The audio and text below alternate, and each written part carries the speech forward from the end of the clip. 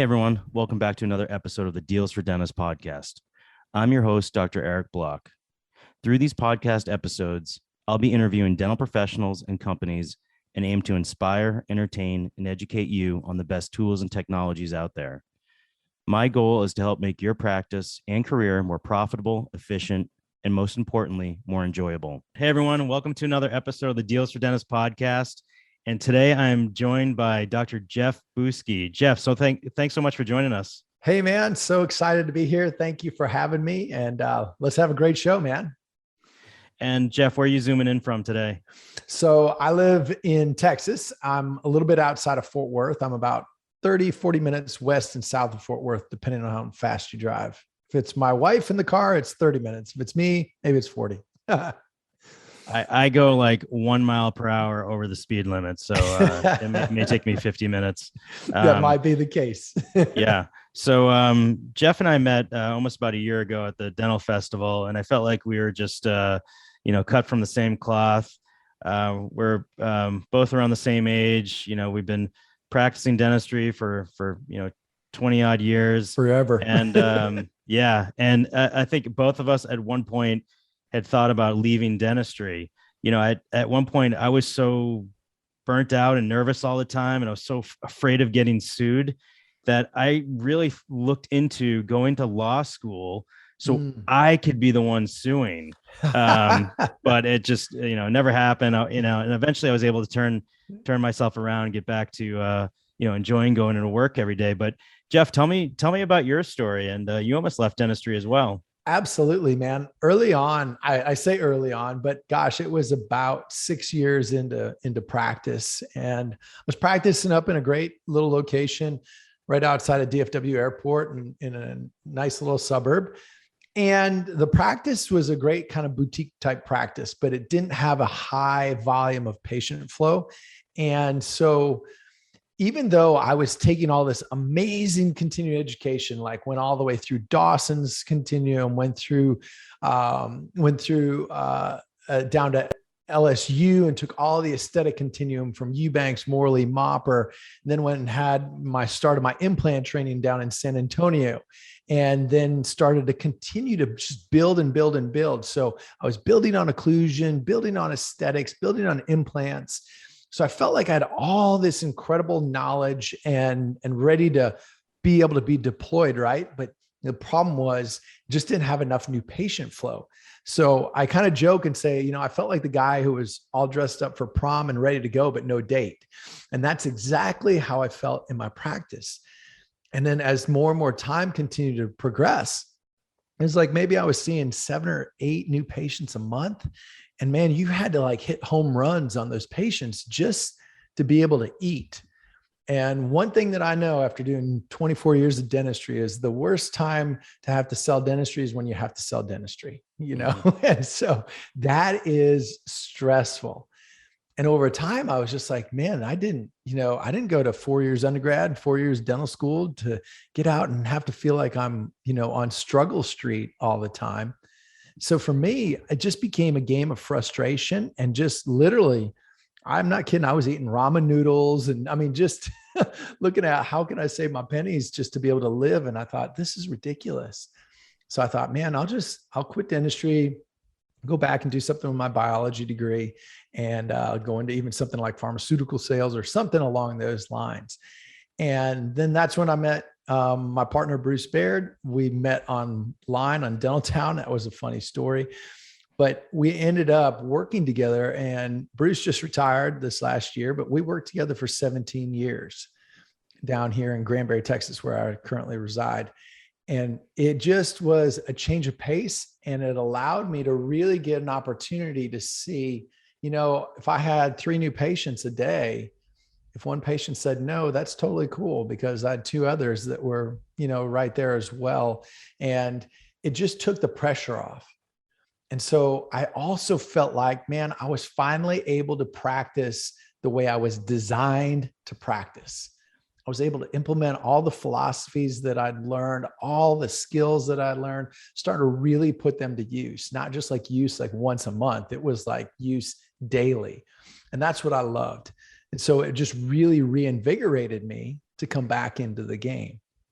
But until then, I was ready to walk away from dentistry. And you got to understand, I knew that I was going to be a dentist since I was 17 years old. I grew up in Minnesota, grew up playing a lot of hockey. I broke my front tooth, in a hockey game. I had to go on a date that night, let alone a first date with a girl from another school. So that was a little embarrassing. But that's what really got me into wanting to be a dentist. When I saw the artistry that the dentist had to put into it to fix my front tooth, I had all the same thoughts and fears and, everything that our patients go through in our chair. That was true for me, wondering, is it going to hurt? How long is it going to take? Can my parents afford it? And then just hope. I hope my dentist can, restore my smile to what it was, and I knew that, as a 17-year-old, it looked cool, like you were tough, but I knew I didn't want to stay with half front tooth for the rest of my life. That was very evident too. Especially when you got a hot date that night. You want to be looking your best. You mentioned so many things there, and it is not a good feeling when the pressure's on and you have to sell dentistry, to be able to, pay the bills and worry about eating. And it is not a good feeling. You're worried if that patient rebooked, and if they didn't, you're all upset. It's not good look for the patient either. You're coming off as salesy, and Absolutely. That's actually going to make you sell less. I've always found that, the more confident and comfortable I was, and the less I cared if they followed through with treatment, the more they actually ended up going through treatment. And I'm not talking about, I didn't care about them. I'm just saying, like, if they didn't take my recommendations or my treatment and they didn't rebook, then that's okay. I did my best, and no sweat. But so, I know exactly, what you're saying. Now, what was the change? You said you partnered up with Bruce Baird, and you moved to a different office. What was the change there that allowed you to practice the way you wanted to practice? Well, one was new patient flow and marketing. I remember I came in and I was coming in halfway through the first month. And it was so funny because Bruce, it's my first week there. I had like 3 days there, and then he had already planned a whole trip for the office. There was a couple of girls who weren't going. And he said, do you want to stay and keep the office open? I said, absolutely. I think that first, quarter of a month, I saw like 25 new patients. And I was like, and I produced more than I had been in my whole, months previous to it in my old practice. And it just felt right. And so the big change was A, new patient flow. That was great. B, having the ability to be comfortable and confident and learn a system to have a patient experience be something different coming into the office, not just running people through. And we didn't run people through at my old office either, the office that I was at previous to that.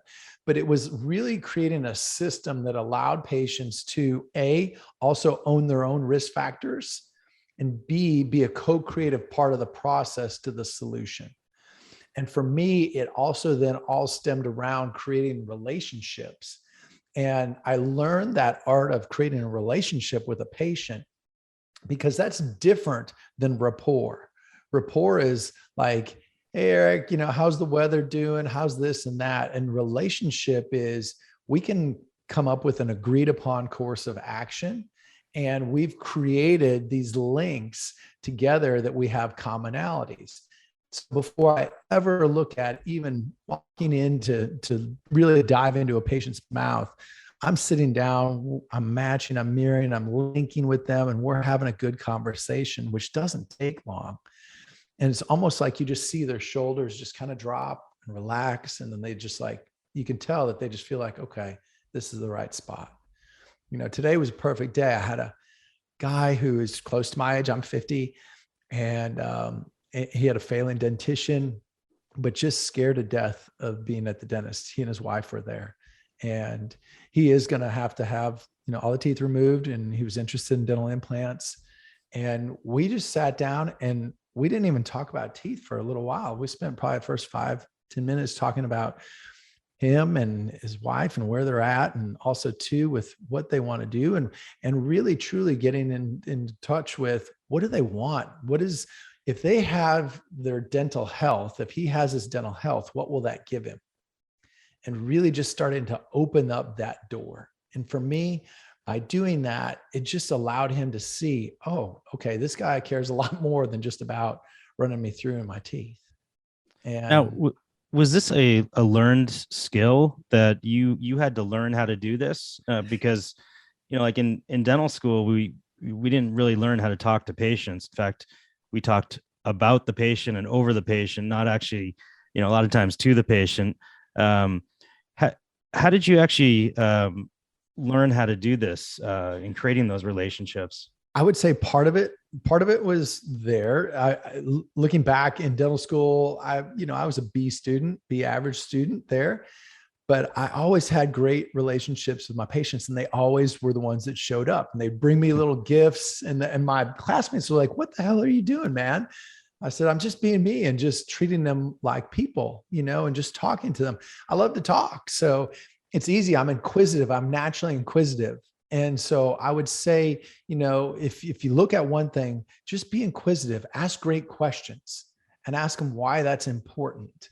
So part of it was a little bit innate. And then you're right. A part of it was also learned. The great thing is being in the office with Bruce. Bruce is probably one of the best dental communicators I've ever heard. Having the opportunity early on to sit, kind of outside of the operatory and just listen to how he explained things to people, and then just taking that in, learning that, and then creating my own for me, of what sounds authentic for me and what comes out of my mouth. And then that way, and I think that's really important. It's not trying to copy somebody, but it's listening to what's effective and then taking that and making that your own. Does that make sense? Yeah, having a great mentor like that you're watching and observing and taking little bits and pieces from, that's like having a CE course every day. All the time. And and then you kind of mold it to what works best for you. Tell me about Jeff Buske 2.0. Are you an upgraded man right now? Are you a new man? I would say I'm upgraded for sure, Yeah. and if you look back, we're getting ready to go into 2022, and I'm just super excited about this year. I think if you look and watch the news and look at all the doom and gloom, and that's what you see, then that's what you're going to find this next year. But when you look and you say, gosh, I see nothing but incredible opportunities in front of me and great opportunities to serve and help a lot of people, then I believe that's what you also find. You have to create the systems to put it into play, but it really depends a lot on your outlook. And the reason I bring that up is if I go back to 2016, I had some stinking thinking going on in my mind. And that was a time in my life that was very, very difficult. I had multiple practices, and I was running one that was over 50 miles away remotely. And it just was not easy to do. And it created a significant amount of stress. I felt like some of the time was like doctor daycare and then daycare for the team. And it just became very overbearing. And the big thing with me is, I'll be the first to admit, I just didn't know how to manage all that stress. I've never been taught that. And, we're taught very little management or leadership skills in school, and in my first office or my primary office where I was with Bruce, I had to manage my team members, but that was really about it. It wasn't looking at managing the whole entire office. But when you start to have that responsibility and you're responsible for all those people, it became a big weight on my shoulders, put it that way. And the problem is then I would bring that stress home and I would bleed that into my family and just unleash on them almost like emotional terrorism, if you wanted to think of it that way, which is unfair because let's face it, those are the people that love me the most, that really wanted me to see me succeed the most. And really, the sad thing is I was treating my new patients better than I was my own family. And that's just the truth. I looked at it like, gosh, they were kind of a distraction. I was trying to get things done and I had to spend time with them. And that sounds horrible to say, even thinking back to it, but that was the truth. And that's how I looked at it. And I looked at it like it was inhibiting me from moving forward and getting to the place that I needed to get to with both practices. And it was the turning point, when also too, oh, I forgot one other big thing. One way I used to manage the stress, which I would not recommend, was I chose to drink every day. I'd come home and open up a bottle of wine and drink, and then also have my wife have a bottle of wine with me. And so it just became this whole kind of ball that started to roll downhill and pick up momentum, not in a healthy way, in an unhealthy way. And I started to notice not only was my mental attitude horrible, what I was doing with my family was horrible, but I also noticed that my physical body was starting to feel the price and pay the price of all, not only the stress, but also the drinking. And then I wasn't working out because I didn't feel like getting up and working out. And it just became this vicious cycle. And it didn't really hit me until my wife, after one of the nights we were having a very heated argument, and she just said, "Jeff, I didn't sign up for this shit." And I didn't have anything else to say because I knew there was nothing to say. It was just the truth. And I knew that the one common denominator was me. Mm-hmm. So I knew that I had to change. And that's when I set out on a mission to, find coaches, find mentors, and find people that were already doing what I wanted to do and find my way out of the pit that I had created. Yeah, it sounds like you were, just totally burned out. You were totally compressing all of that stress, from day to day, the grind of having that second location, the commuting, the traveling, and all that stress. And then you would get home and sedate, and it would all kind of come out. It sounds like, classic symptoms or signs of burnout. Yes. But you're not alone. Why do you think that is? Why do you think so many dentists get burned out like that? Well, and I think the big key is exactly what you said. I think one of the greatest problems that we face today in dentistry is that we still operate alone. We may even be in a group practice, but we still have this alone mindset. And at the end of the day, you go home with your thoughts. Like, you don't sit there typically and talk, even if you're in group practice, usually about all the stresses with your partners, your business partners and that. So you're still compartmentalizing that. And you made a very good point of trying to push things down. I equate it to like trying to push a beach ball down. And the further you push that down below the water, the harder it wants to push back up. At some point, it's going to pop up and it's going to blow. And so you're right. But I think one of the reasons is that we don't have things set up in our lives, especially as men, to be able to communicate about our stresses. I think that's also one of the downfalls of being a man is that, having the idea that I should just be able to figure this shit out, and then starting to look at, well, what's wrong with me, and then having the ability to look at everything online and have this big comparison game, looking at on Instagram and Facebook and all this stuff. I mean, you start to compare your dentistry to all this stuff on Instagram. Then you start to compare your life to stuff on Instagram and Facebook and everything else. And also now you start to go, well, what is my problem? All these other people have it figured out, but pretty much so you're looking at the highlight reels of everybody. You're not looking at the failures, not looking at the downtime with them. You're not looking at, frustrating events. You're looking at, hey, this is my best foot forward. So I think that dentists especially experience burnout because when you're moving forward, or you feel like you should be moving forward, and you're putting more and more and more time and energy in, and it's that feeling of, I should be here, but I'm not. And I should be making traction, but I'm not. I should have already accomplished this, but I haven't. And when you sit there and you're like, man, I've just given up everything that I know that I can do, it becomes so frustrating when you can't be where you want to be. But the reality is that I look at it from a perspective of, now I have a whole different attitude about it. I look at it from the perspective that if I want to create something for me that is sustainable, I want to be able to go in and produce at a high level. I want to be able to go in and manage my team. I want to be able to go in and lead my team towards my vision and the vision of the practice. I've got to put myself in a different state of mind and a different way of being every day. And that's where I've really come into play with looking at, okay, the system that I have to work with is a system that allows me to put myself in a place of power every day, create, I call it stacking W, stacking wins. So I stack my wins up before I leave the door and before I go to work. And so when I get to the office, I've already won half of the day, right? I've spent time already. I'm not relying on Starbucks highly caffeinated beverages to make it through my morning and then have another glass of, whatever caffeine in the afternoon so I can just push through. Man, no, by the time I'm at the office, I'm like lit on fire.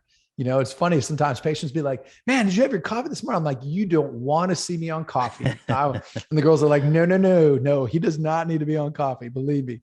It's like we're putting on roller skates to keep up with him the way it is. So, but it's about having that energy to be able to go into your day and to be able to manage that, because there is no perfect practice. There's no perfect team at all. And I think as dentists, we truly feel like we're firefighters because there is a barrage of things that come at you through the day, even before you start seeing patients.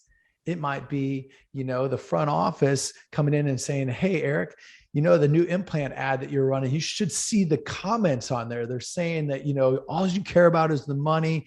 You should go to Mexico and have your implants done anyway. This is just a rich doctor trying to, you've got that kind of thing happening. You might have two team members that are battling it out, that are not getting along. You've got the front versus the back. You have all these different things that could be starting your day before you ever even see the patient.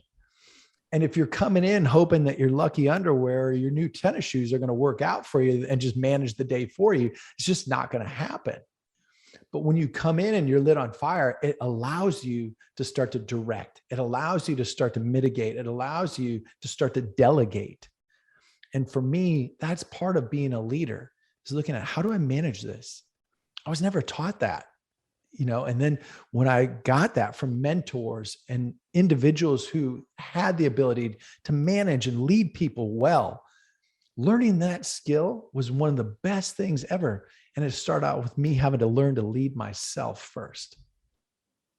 That's so true. You can't lead others, or take care of others until you take care of yourself and learn how to lead yourself.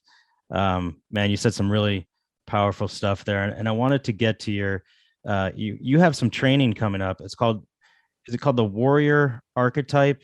Can you explain what that means? Yeah. So we've got a men's dentist for men coming up here in January. That's middle of January.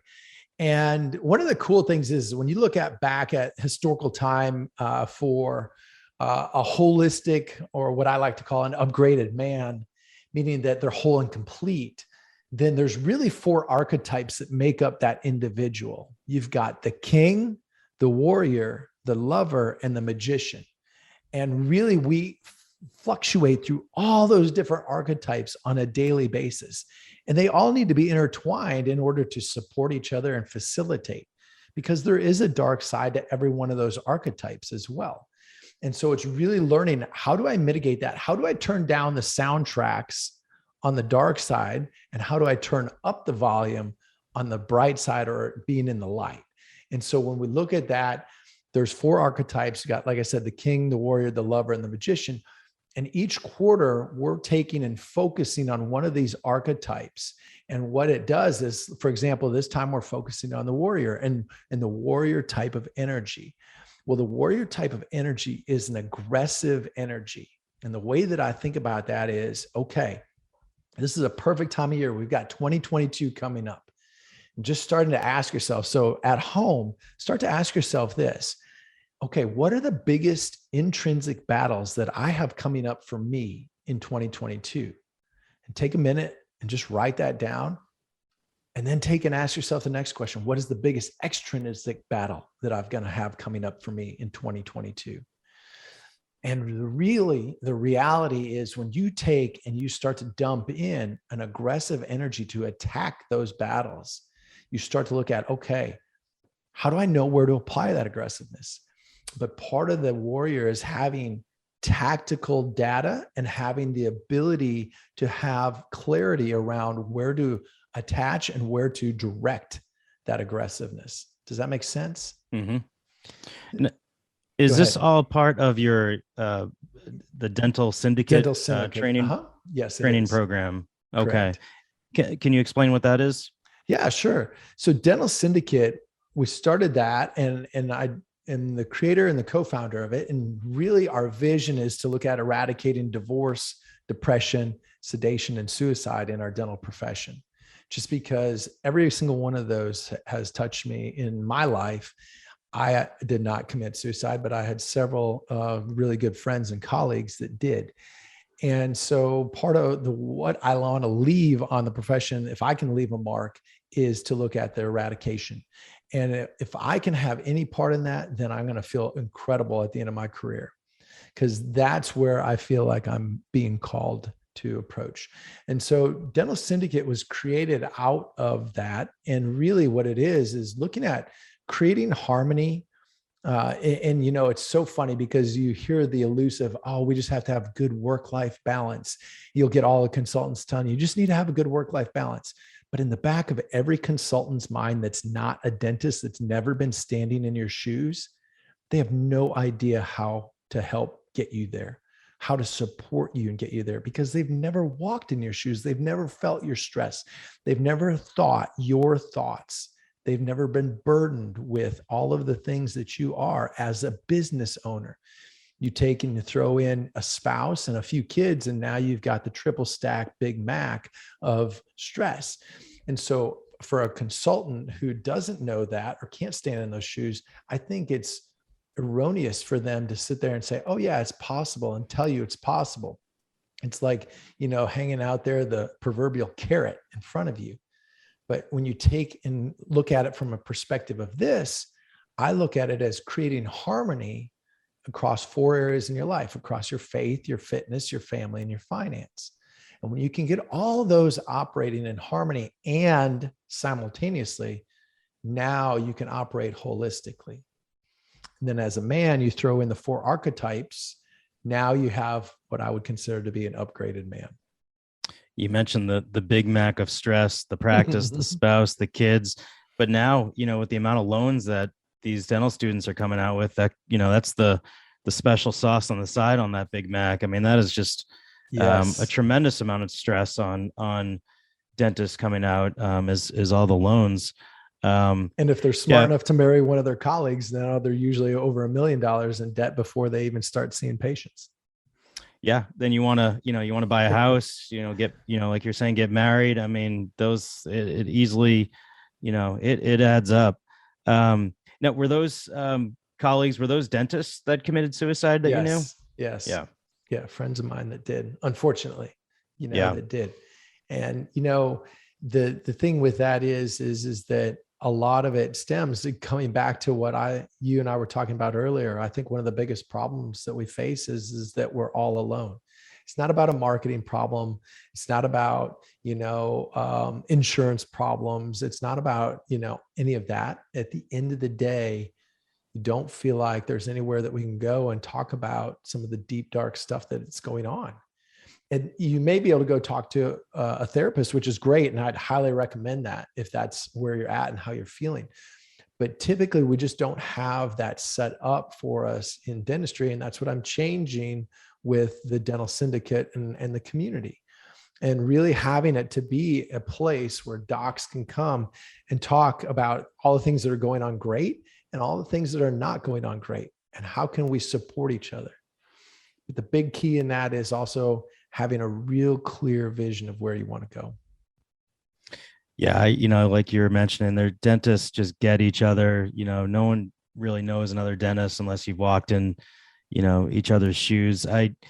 Personally, I'm still going through counseling, had, therapy in the past. And I think it's, such an important thing. I feel like therapy is like exercising your brain. It's like doing yoga for your brain.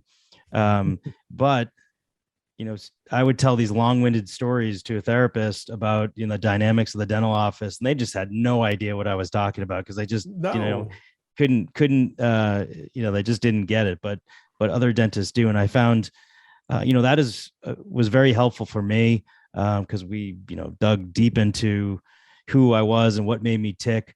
But there's nothing like, when, you and I would hang out down at, like the dental festival in Miami and just hang out and talk stories, and just, Yes. you come out of there feeling so refreshed, because, we live these parallel lives. We all went through, the trenches of school, and now in private practice, and families and kids. And it's just, you just really can, really get down in deep with another dentist. Jeff, I wanted to ask you a couple questions before we wrap things up. Sure. If you could go back in time to a young Jeff Buske, just got out of dental school, what would you tell him? I would say have fun, and also don't take yourself so seriously. Yes, you earned your doctor, but at the same time, enjoy your life. If I could look back at anything and say, I wouldn't change anything for me, but what I would do is I would make sure that I continued to have fun outside of the dental office and outside of dentistry. I think that's so important. As I get older here, I also realize that it is those fundamental experiences and those journeys that I go on and the adventures that I go on that actually come back in and allow me to be a better practitioner, because it's having that downtime to refuel and recharge. And I'm just not being so hard pressed. I'm not working 5 days a week, every day, 8 to 5, and just killing myself. So take the time to make sure that you have some self-care and self-love, and make sure you just take care of yourself mentally and physically and emotionally.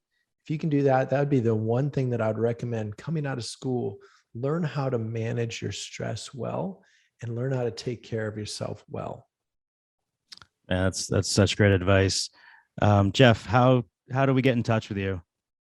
One of the best ways is you can find me on LinkedIn, Jeffrey T. Buske, and then you can also find me on Messenger, Jeff Buske there. Hit me up. That's not a problem. I'd love to chat with you if you've got further questions, or see if I could help you in any way. I'd be happy to. And websites, Dental Syndicate and .com. Yep. Podcast. Yes. So then you can also find me on Jumpstart with Jeff, and check it out. That's on iTunes, and give it a listen and see if you like what you hear. Awesome. Jeff, thank you so much for joining us. Let's be in touch. Man, it was so good to see you, brother. And I appreciate you having me on. So y'all have a great day, and have a good night, Eric. Take care. As always, I hope everyone finds this episode interesting and valuable. And if you haven't already, consider subscribing to the Deals for Dentists podcast on your favorite podcast platform and our weekly newsletter, so you don't miss any of our upcoming shows.